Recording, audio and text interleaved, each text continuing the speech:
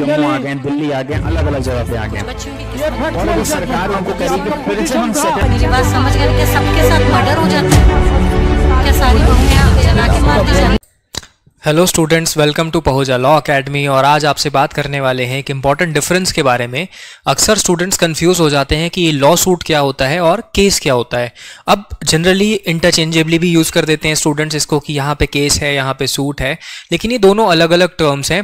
देखो, अगर मैं बात करूँ केस की, तो केस एक ब्रॉडर टर्म है। केस के अंदर ही प्रोसीडिंग्स आती हैं, केस के अंदर ही सूट आता है, सब चीज़ें उसके अंदर ही इंक्लूडेड होती हैं। केस एक ब्रॉडर टर्म है।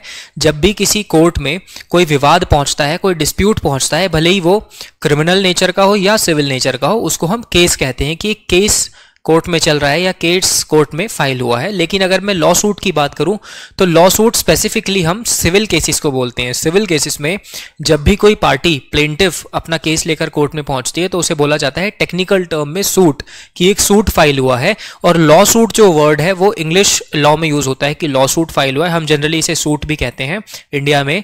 तो law suit is a different thing. Law suit का मतलब है कि कोई सिविल केस चल रहा है, और केस का मतलब है कि किसी भी नेचर की कोई प्रोसीडिंग चल रही है, भले ही वो क्रिमिनल हो या फिर वो सिविल हो। तो हम लॉ सूट को केस के अंदर ही डाल सकते हैं। तो केस एक पूरा ब्रॉडर बड़ा केस जो टर्म है उसका एम्बिट बहुत बड़ा है, और लॉ सूट का एम्बिट थोड़ा छोटा है। तो यही डिफरेंस है इन दोनों चीज़ों के बीच में। तो कभी आप कंफ्यूज मत होना इस चीज़ को लेकर के। And being a law student आपको ये डिफरेंस पता होना चाहिए, और जब भी आप यूज़ करें तो एक प्रॉपर टर्म आप यूज़ करें। आई होप आपको ये डिफरेंस समझ में आया होगा। Thank you so much for watching this video. Like this video, share this video, and subscribe to our channel. Subscribe for more content.